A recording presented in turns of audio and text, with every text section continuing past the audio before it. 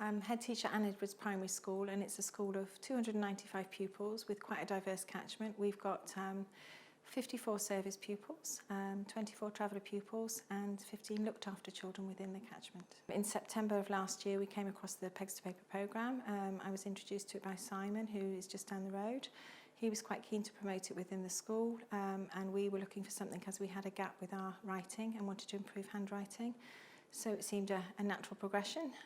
We started with the project in September with just a small group of children, and then very rapidly moved on, seeing the success of it, moved on to bigger groups, to eventually the whole class using it, and interventions then were rolled out across the school. So we've got small intervention groups in years 1 and 2, 3 and 4 and 5 and 6, and the impact of it has been felt right across the school. As such, we've promoted it on hosted events in the school. The children were very engaged from the start with Pegs to Paper. At first it was exploratory, it was building towers, it was measuring each other, it was looking at the colours and just generally having a bit of fun with the pegs. It rapidly then moved on to actually more focused teaching, following the Pegs to Paper cards, and we saw very quickly that the children were progressing.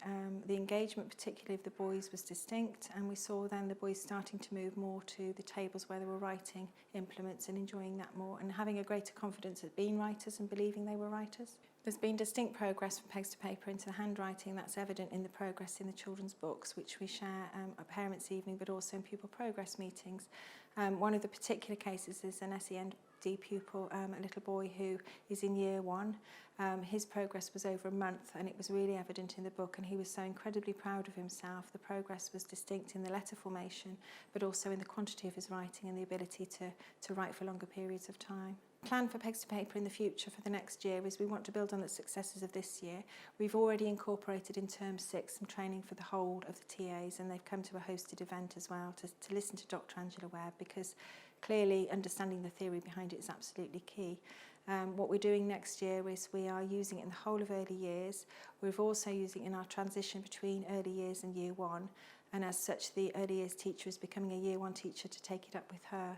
In addition to that, we have got booked training for TAs, so that we have dedicated Pegs to Paper TAs across the school, and they will shadow and support other TAs to ensure that it is done correctly, because the key element is the vocabulary, but it's also making sure that it's done correctly from the start and understanding how it progresses.